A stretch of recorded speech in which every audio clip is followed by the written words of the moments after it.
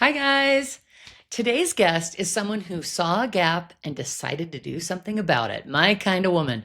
Wendy Merchant is a mechanical engineer and the founder and executive director of STEM Blazers, an organization dedicated to closing the gender gap in STEM by creating real pathways for young women to explore and pursue careers in science, technology, engineering, and math.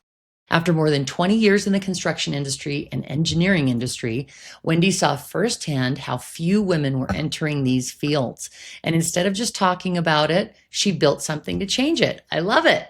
Through STEM Blazers, she's created hands on experiences, mentorship opportunities, and real world exposure that help young women not just imagine themselves in these careers, but actually step into them. Wendy, I am so excited to have you here. Thank you for coming on the show. Thank you for inviting me, Carrie. I'm Yes, excited I to be am. here. I am so excited. I, of course, have a sweet spot in my heart for construction after spending over 20 years in tech and construction. I always will have a soft spot in my heart for construction and women in construction, women in STEM, women in tech. I just think anything we can do to lift that and raise that awareness is so important because I think so many times we get put into these boxes where oh, we have to do this career, we have to do that, or we don't even know it's an option. So, bravo to you. I'm so excited to just dive all into all the things. Um, Before we though get dive into STEM Blazers and all the things that you're doing and everything you've built, I always start with the same question. Let's figure out who Wendy is so we know who we're talking to. So, who were you growing up? What was younger Wendy like? Goodness.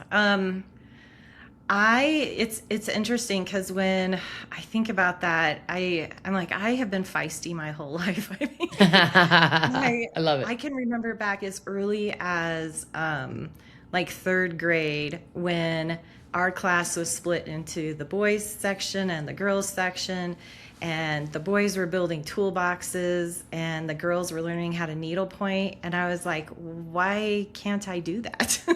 Like, why are we over here? And I kept trying to get to the toolboxes and they kept saying, no, Wendy, you have to stay over here.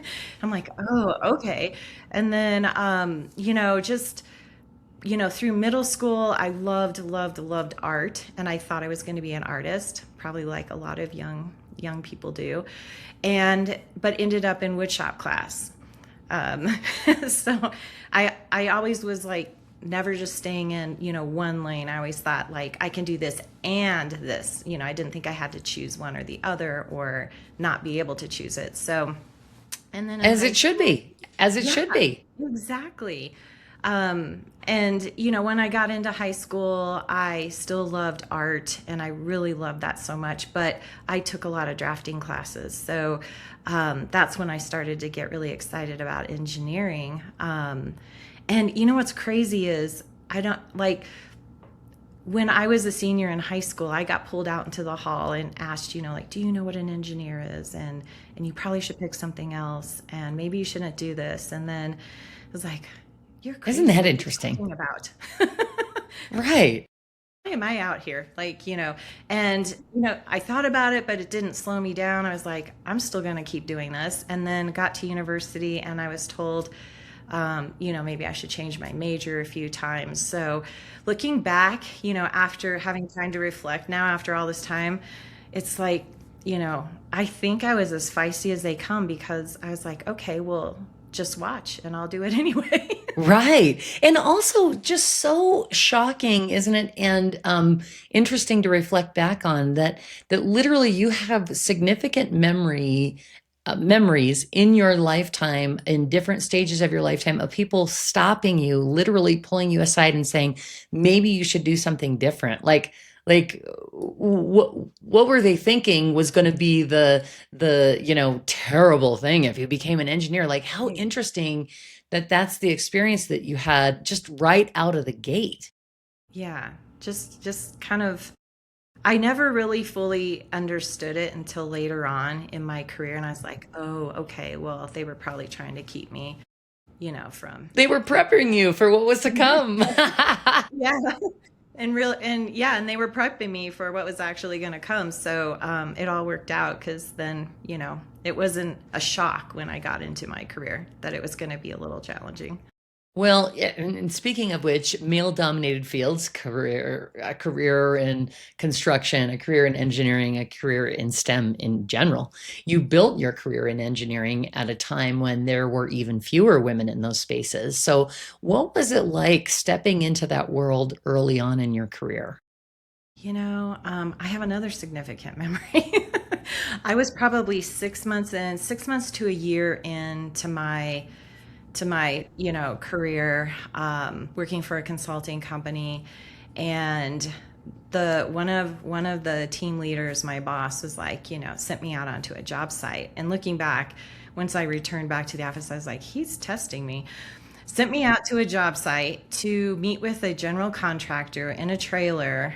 They were just getting the ground, all the groundwork and the site prepped, and I was sent out with plans in hand on a project I didn't design, but I was explained, like, this water tap can only be this size. It can't be shrunken down because, all the flow, the engineering design behind it. And I show up onto this job site and this GC, and I, we're together, we're having this meeting, and the first thing out of his mouth was, "Are you here to bring me coffee?" Mm, lovely. And like, yeah, I'm like, I'm sorry, but you can get me some if you like. But I would But, love a cup. but I would love some coffee. I And think isn't that interesting? Like I think that experience is so many women that have worked in the construction industry, yeah, unfortunately, have had that experience. have And had that experience, and it's not uncommon. And it was just and so it was quite the introduction, because I was a doughy-eyed, 25-year-old, out on this job site. And he's like, well, then why are you here? And so I sat down and explained the tap size and the engineering behind it and why it had to be a certain way. And he just exploded. you blew his mind.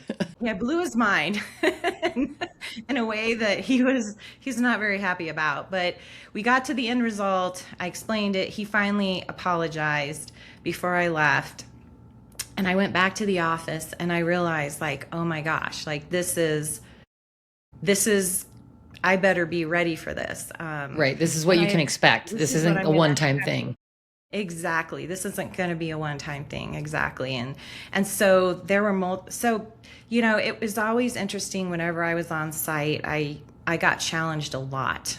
Do I know, do you know what you're doing? And I'd be like, I do. Do you know Do what you're you? doing? He's like, well, thank you for asking.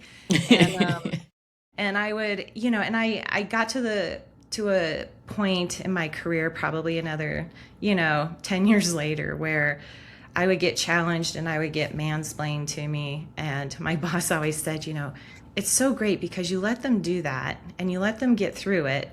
And then you respond in a very high technical way that shuts them down. And he's like, And man, that feels good. and you get exactly what you want. And they're still smiling before they figured out what you left them with before you walked away. So, Genius. I enjoyed it. It wasn't the easiest, industry to be in, but I didn't see myself as a victim. I thought it was fun. I was like, well, this is kind of like sport. Like, I really like this. So, an industry where you can have a disagreement, when you're working with all men, and say you're full of shit, which I don't know if I'm allowed to say that. Totally. This is a swear-free zone. You can Okay. swear away as much as you want. There's no charging, no quarter jar, Okay. no dollar jar. Oh, goodness. Yeah, and just say, hey, I totally disagree with you. What you did, that was the dumbest thing I've ever seen. Do you want to go to lunch? And it's like, sure.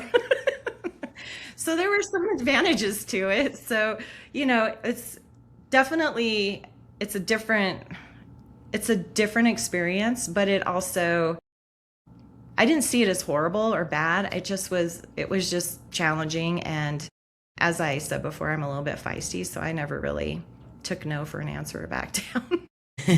Well, and I think also, there's a lot to be said from being a female working in a male dominated industry where there's a lot for us to learn. There is a lot of negatives, but there are also positives that women can take away. Like you're saying, we have this pile of shit we're dealing with here, and nobody's happy. But then we're going to lunch, and I think men are able to like compartmentalize better in that way. Sometimes, like we women, we might hang on to that and like Yes. linger through lunch. We're like, what do you mean you want to go to lunch? Like, I'm mad at you. You What are know, you talking about? I'm not We just talking to you disagreed now. about this. Right. And so there's things that we can learn. Also, I just had this conversation with somebody else. The audacity, like we as women can take a little page out of these guys' notes of just having the audacity. They just don't even, it doesn't even affect them. They just are just like, boom, they're just here's what I think, here's what it is, here's what I expect. And they think nothing of it. Whereas women, we tend to typically be softer, like what's their, what are Yeah. their feelings and all that. So We're this is constantly the year of the processing. audacity for all of us women. Yeah. Yeah. You've said something I really love, that confidence isn't something that just happens. You have to work at it every day. And I think a lot of women and girls in general think that like, oh, she's confident. She was just that way. Like, I don't think they think if you're confident, they think you have to actually work at it. So I love that you said that. So what did that look like for you in real life, especially early on? How did you work on that? How did you get over feeling unconfident in certain situations? Yeah, that's a great question. I think it's showing up, being prepared, but when I didn't know something about a particular project, I felt like an imposter, like, oh, maybe I shouldn't be here or be doing this. But showing up and doing projects that, I mean, every project is different. They have similarities, but working on things and signing up for things where I knew it was going to be a challenge, and maybe I've never designed this kind of a system before, so I'm going to do that, or I'm going to take on the leadership role and manage the team because I haven't ever done that, or I really want to, write the sequence of operations for all the equipment, even though sometimes I don't even know what the sequences are supposed to be. But just taking on those challenges and not just, saying I'm just only going to work on these things. So constantly learning, and showing up in spaces like going to meetings and just trying to be in the front and not try to ride in the back. My boss always said, Wendy, he goes, he, he's like, I knew you were going to be okay because, you know, you brought all your things in a beer box on the first day. She's all right with me. This one he's like, passes. he's like, he goes, most people in that situation, if you bring him in all tidy in a very, like different format, he's like, those are the people who are very focused on the very technical. He's like, I knew you were going to drive the bus, and then the other people were going to be riding the bus. I was like, Get in the back, buddy. get in the back. So, yeah, and I think it's important to have people around you who cheer you on to help build that confidence, who are going to support you when you say you're going to take those risks and do things that are hard. So thinking back to that time, early in your career and stepping into those male dominated places, specifically construction sites, et cetera, combined with the idea that confidence wasn't something you had, or was something, excuse me, that you had to work at every day. Was there ever a moment early in your career where you questioned whether you really belonged in the room? Was there ever a moment where you didn't feel confident but showed up anyway? And if they did exist, what did you do in those moments to get you through that? Yeah, there were definitely times when I didn't have the confidence I needed and questioned, like, why was I sent to this meeting? This isn't something I've done before. How come my boss isn't here? Like, this is going to be a challenge. I just, I tried to carry myself and answer questions to the best of my ability, and then take those gaps or those holes where I wasn't fully, educated, and go back and learn. Um, It's interesting because the more and more you get comfortable being uncomfortable, you can grow in that confidence. So when I didn't know something, I would focus on what I did know and how I could contribute versus, you know, obsessing over the things that I didn't know. So like I don't know this part of the design or project. I'll go figure this out, and then the next time we have this conversation, I'll be ready to answer all the questions. So I think that helped is okay, well, you know this part of it and you've done this before.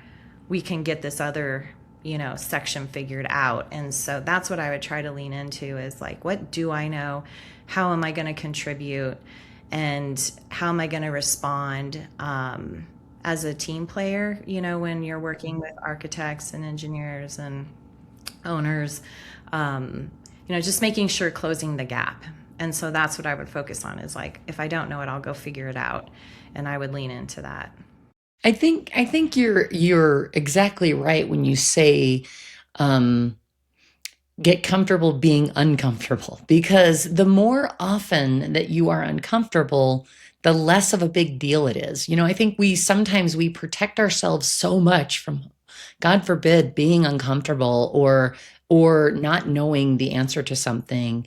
And I think we try to, even like the online presence that people have, whether that's like a super curated image or super curated, front that they're putting out to people. I think it's like we never want to be vulnerable. We never want to feel stupid, oh my gosh, I would never, I can't say that. They might, that's going to sound stupid, or like we're so worried about what, like all of these things that we like tiptoe around ever feeling uncomfortable. But when you allow yourself to get uncomfortable, you're really growing in who you are and how you maneuver the world, whether that's like a dinner date with friends or traveling to a new city or walking into an office and telling a table full of men like, hey, this is how we're going to do this project and this is what's happening. It's like it's that getting comfortable with just not being comfortable all the time with being uncomfortable. I think that's a really great point because that's really how we grow and Definitely. learn. Definitely. Yeah. And when you can, I see it all the time, and I can see this in my younger self, and then I can see it in my son who's in his early 20s and his friends and the young ladies that we work with all the time. When you can allow yourself to go to the place, well, what's the worst possible thing that can happen? Okay, well, how can I reverse engineer it from the worst possible scenario? And you know what that could look like, then you can be authentic when you show up, and you can be ready to, be a team player and get comfortable in the fact that, okay, if it goes this way, I'm prepared for what that looks like. And so that helps grow in your confidence and problem solving and just overall life challenges. hmm Yeah. And I also think we tend to think the worst, right? We automatically go to like worst case scenarios. We're always like, oh, and as an engineer, of course, you think of those because you've got to be able to engineer your way out of those, just like you were saying. But I also think that, also what's the best case scenario? What if everything goes amazing? Like, what does that look like, right? I think telling ourselves, like moving our thoughts into that space is a really amazing way to kind of avoid like doom, gloom, and disaster, right? On every scenario. It's like sometimes it's like, well, I love the saying like, oh, what if you fall? Well, what if you fly? It's like, I love that concept because it's like, I think we naturally tend to go to the worst of the worst. Oh my gosh, this could Yeah. really go south. That's a really good point is like having that mindset that, shifting your mindset to it's going to have a great outcome. But if I get challenged, I also know how to deal with that. But we should be more focused on the positive because, just in general, as a society, we tend to focus on all the negative. And it's like, what about the positive? What about the good stuff? Yeah. There's so much Um, good stuff too. yes, exactly. So you saw a gap. Obviously you felt it because you lived it, but you saw the gap after years in the industry. There was a clear gap in representation, even after you had been there a long time and it hadn't really changed much. When did it really hit you that something needed to change, number one? And number two, that you might have a hand in dramatically changing things? Yeah. I had my head down for 20 years, and I realized I was like one, like one of maybe two female engineers, mechanical engineers in my company at any one given time. So I was very aware of it, but it didn't really hit me until I hit the pause button on my career so I could take care of my son who was 11 at the time. And I was like, I'm going to just like go all in on this mom thing. So we started exploring STEM schools and robotics and coding because that's what he always gravitated to. And every time we would, talk to somebody or go observe something, there were no girls, or maybe there was just a few girls. And I thought, what is going on? Because it's been 20 years plus. How come this still looks like the industry, demographic that I came from? I thought there were girls pursuing this because I don't know why. I just was naive or something. And Well, that's I when think most people, I think most people think it's going to change. Like you think, right. you assume it's going to get better. Like and I could see how you're just working in your career, you're going 20 years and then you look up and you go, wait a minute, nothing's Wait a different. minute. What's happening? Yeah, exactly. Nothing's different. Why hasn't anything changed? And so it really kind of hit me at that moment. And I think, I went and researched and I was like, I need numbers, I need data here. And I had looked up like engineering, women in engineering had flatlined for the last 30, 35, 40 years. The number of women since the 90s leaving tech was increasing. The women were opting out. They might have even opted in and then they opted back out, but nothing was really significantly had changed over the time during my career and, even prior to that. So, and also when my son was in elementary school, I went in and I volunteered for the math and the science part with the teachers, from K through sixth grade. And just hearing these young ladies, like these girls who I met when they were in kindergarten, who thought they were on equal footing with the boys on how to do everything, start saying they weren't good at math in third grade.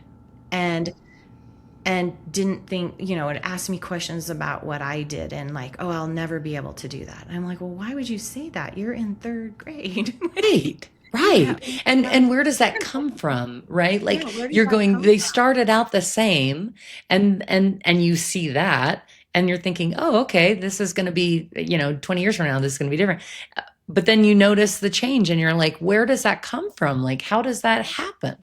And they just started, you could see they were opting themselves out before they really fully understood the ability to be able to do, like they had the ability to do that. And that was when I had that aha moment where it just really, I was not a gifted and talented student. I got roadblocked constantly. I was like, if I can do this and have a successful career and be good at it, we you can too. And it doesn't matter what you look like, where you came from, what your background is. Everybody has the same abilities. So I just really found my calling in that moment where it's like, well, I can either complain about this or I can do something about this. And I thought, I just want these young ladies to know that their voices need to be added to the workforce and their innovation needed to be added into all these different industries.